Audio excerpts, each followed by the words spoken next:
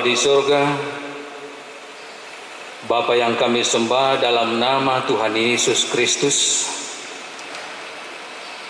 pada saat ini Tuhan kami akan mendengar Engkau berfirman.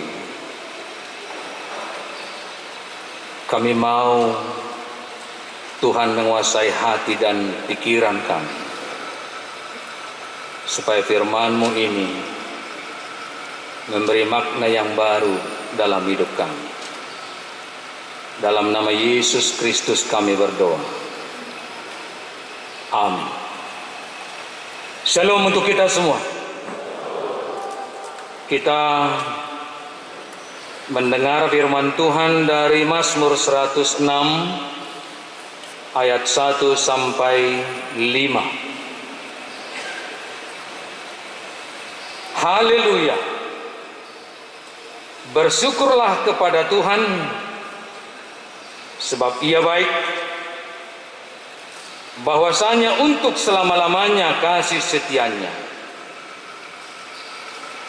Siapakah yang dapat memberitahukan keperkasaan Tuhan, memperdengarkan segala pujian kepadanya? Berbahagialah orang-orang yang berpegang pada hukum, yang melakukan keadilan di segala waktu. Ingatlah aku, ya Tuhan, demi kemurahan terhadap umat-Mu. Perhatikanlah aku demi keselamatan daripada-Mu, supaya aku melihat kebaikan pada orang-orang pilihan-Mu, supaya aku bersukacita dalam sukacita umat-Mu, dan supaya aku bermegah bersama-sama milik-Mu sendiri. Demikian firman Tuhan, Bapak Ibu Saudara-saudara. Dengan terang tema hidup dalam kasih setia Tuhan.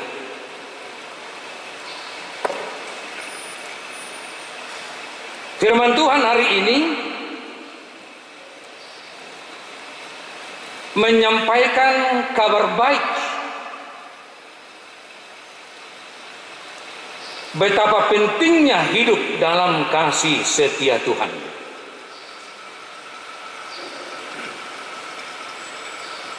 Kasih setia Tuhan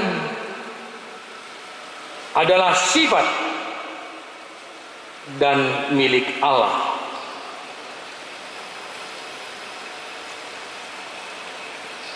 Dan pada kesempatan ini, pada ibadah penutupan Sinode Am periode ke-22 GKPI, firman ini sampai kepada kita. Hidup dalam kasih setia Tuhan. Saya merenungkan firman ini, Bapak Ibu. Apa yang saya andalkan dalam hidup ini? Apa yang Bapak Ibu andalkan dalam hidup ini?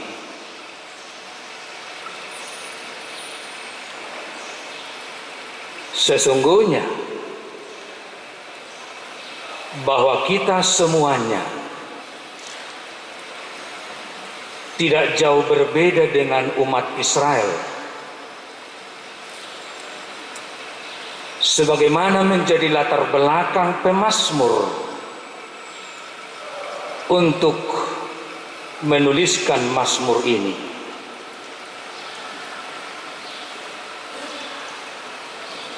Kasih setia Tuhan itulah yang membuat Israel tetap eksis.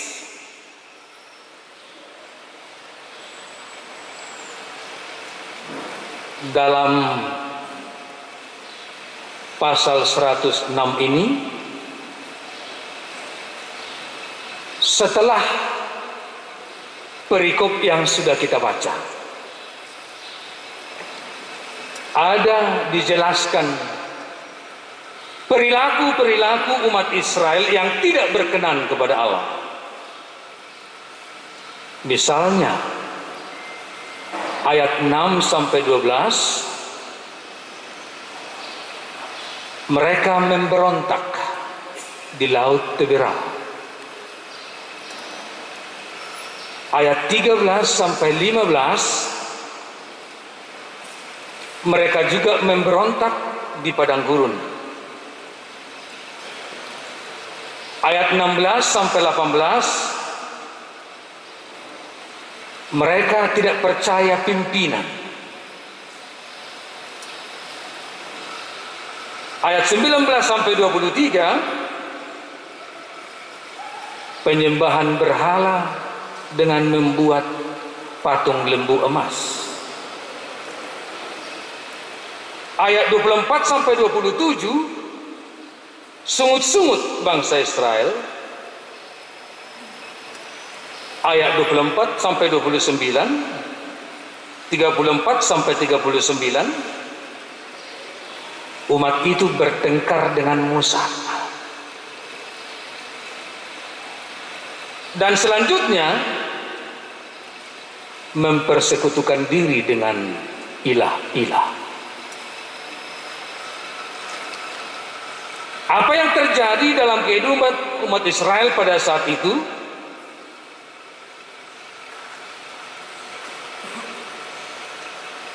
Barangkali boleh juga kita bandingkan dengan kehidupan masyarakat Kristen secara khusus. Apakah kira-kira berbeda kita dengan Israel yang dulu?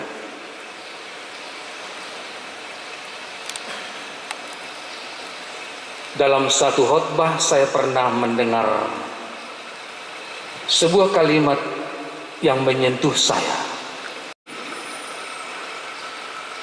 Karena kebetulan kita yang memakai jubah lebih banyak di sini. Seberapa banyak Anda menyebut Yesus dalam hidupmu?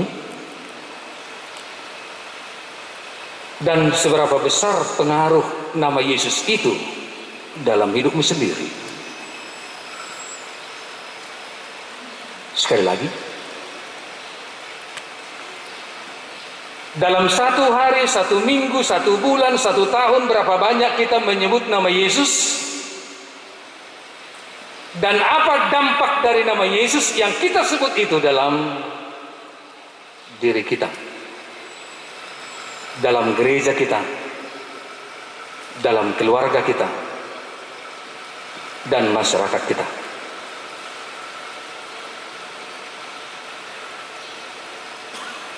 Pada kenyataannya, Bapak Ibu Saudara-saudara,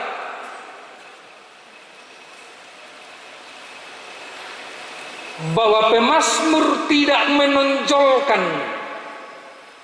ketegar tengkukan Israel menjadi hal yang harus ditiru, tetapi yang mau ditonjolkan oleh pemazmur untuk kita kebahagiaan sekarang, untuk kita menjadi bahagian sukacita kita. Anda tidak ada, Anda tidak berarti tanpa kasih setia Tuhan. Kalau Tuhan membalaskan apa yang kita perbuat itu, menjadi apakah kita sendiri? Inilah kabar baik besar dari pemazmur kepada Israel ketika itu, bahwa bersyukurlah kepada Tuhan, sebab Ia baik, bahwasanya untuk selama-lamanya kasih setianya. Kalau kita mau jujur Bapak Ibu, adakah di antara kita seperti Tuhan yang setia? Pernah saya ditanya dalam satu serasehan, walaupun ini guyonan, mulai dari Anda tahu arti berteman, katanya, Sudah berapa banyak teman Anda yang sudah Anda tinggalkan?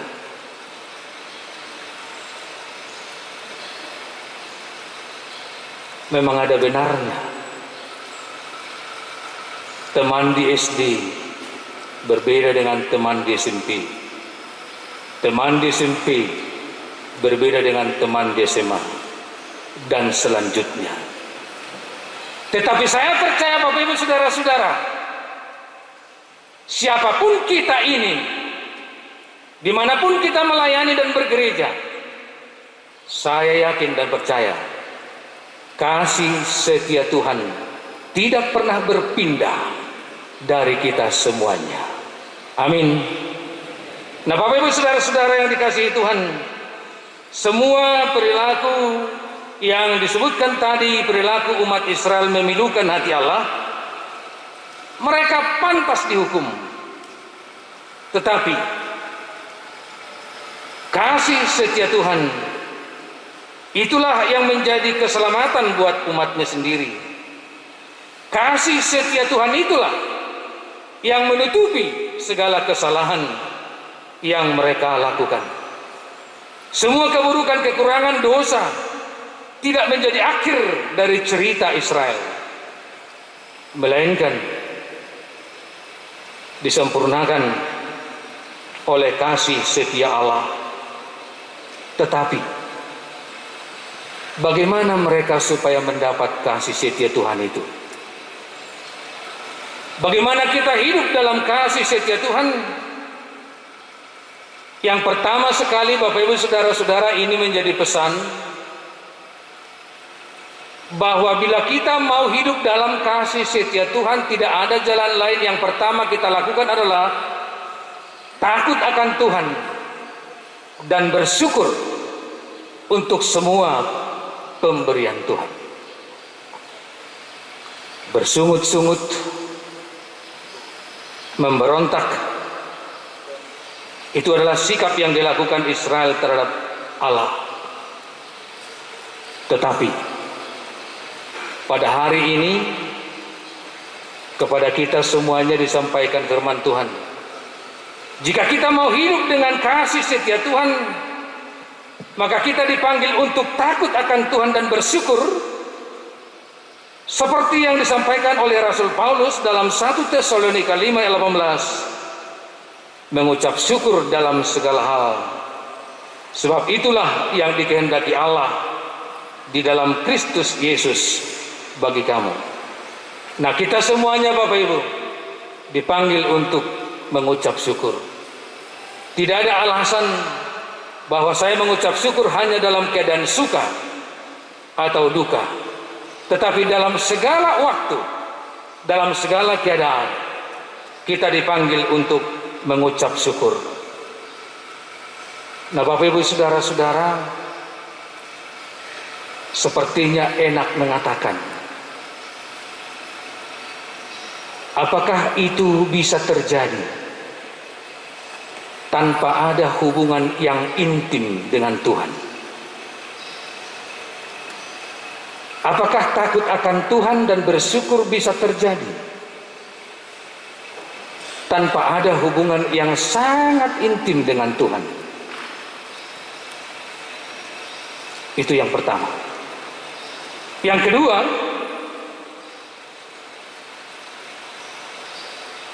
orang yang merindukan hidup dalam kasih setia Tuhan terpanggil menjadi pelaku hukum dan keadilan Tuhan.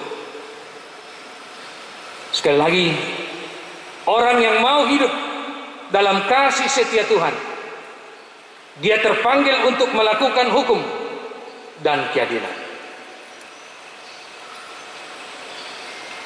Mudah-mudahan kita semuanya hari ini untuk ke depan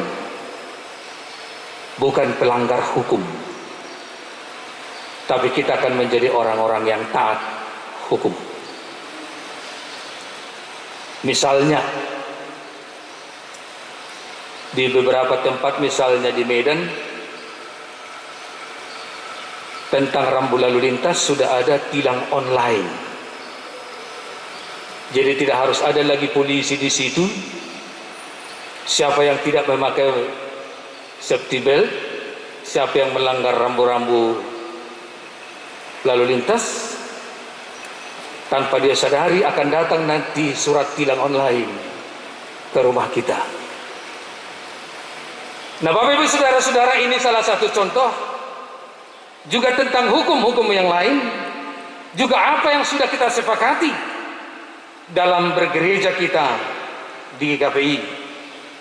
Disebutkan dalam firman ini, Bapak Ibu saudara-saudara, ayat 3, berbahagialah orang-orang yang berpegang pada hukum, yang melakukan keadilan di segala waktu. Itu sudah pasti. Mana mungkin ada teguran bagi orang-orang yang taat. Tidak mungkin ada hukuman bagi orang-orang yang tidak melanggar hukum. Orang-orang yang taat hukum dan melakukan keadilan disebut di sini, dia menjadi orang yang berbahagia. Yang terakhir, orang yang hidup dalam kasih setia Tuhan, dia merindukan kebaikan terjadi di tengah-tengah umat. Sekali lagi, orang yang merindukan kasih setia Tuhan, merindukan kebaikan terjadi di tengah-tengah umat. Kita sudah tidak asing dengan kalimat senang melihat orang susah. Nah, tetapi kalau dari firman ini, Bapak Ibu saudara-saudara, disebutkan di sini, supaya aku melihat kebaikan pada orang-orang pilihanmu. Nah, kita di sini GKPI sebagai satu keluarga Allah, GKPI menjadi pemersatu untuk kita semuanya. GKPI memanggil kita sehati sepikir. Kita melayani di GKPI, kita beribadah di GKPI, maka kita merindukan kebaikan-kebaikan kepada semua, baik kepada pelayan maupun jemaat. Andaikan boleh saya menganalogikan Bapak Ibu saudara-saudara ayat 4 ini. Ingatlah aku ya Tuhan, demi kemurahan terhadap umat-Mu. Andaikan boleh saya analogikan, pada hari ini, pada penutupan Sinode Am periode 22 GKPI ini, kita berdoa, ingatlah GKPI ya Tuhan. Ingatlah GKPI ya Tuhan. Salah satu gereja di antara banyak gereja, salah satu gereja yang diberkati Tuhan untuk mewartakan kabar baik, salah satu gereja yang dipercaya Tuhan di muka bumi ini menjadi berkat buat bumi ini, karena keselamatan dari Tuhan, GKPI diizinkan Tuhan. Ingatlah GKPI, supaya GKPI melihat kebaikan pada orang-orang pilihan-Mu, supaya GKPI bersukacita dalam sukacita umat-Mu, dan supaya GKPI bermegah bersama-sama milik-Mu sendiri. Nah, Bapak Ibu saudara-saudara yang dikasihi Tuhan, semuanya kita ambil bagian dari kasih setia Tuhan. Berkat yang diberikan Tuhan kepada GKPI, kasih setia Tuhan kepada GKPI, kita doakan sampai Maranatha. Tetapi kita semua juga terpanggil, kiranya kita juga semuanya, Bapak Ibu saudara-saudara yang dikasihi Tuhan, mau menjadi pelaku kasih setia itu kepada orang lain. Sekali lagi, bahwa pada hari ini juga kita dipanggil supaya kita juga mau bersedia dengan fungsi kita masing-masing membagikan kasih setia itu kepada orang lain. Dan firman ini untuk mengajak kita juga bahwa kita tidak akan ada yang terlupakan. Bahkan kita semua pada hari ini terpanggil seperti Fanny Crosby dengan lagunya "Mampirlah dengar doaku, Yesus penebus." Kau hampiri, jangan jalan terus. Ingatlah aku, jangan lewatkan aku. Jika Tuhan mengasihi yang lain, maka kita memanggil juga Tuhan kasihi aku. Jika Tuhan mengasihi gereja lain, maka kita juga berdoa, Tuhan kasihi gereja GKB ini.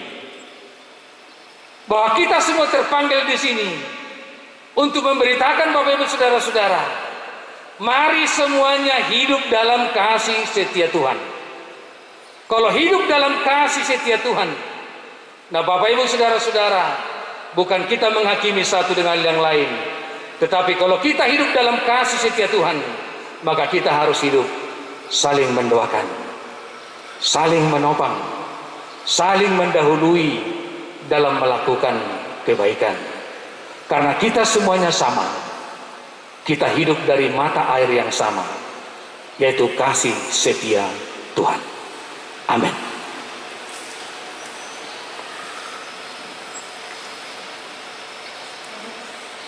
Allah Bapa di surga,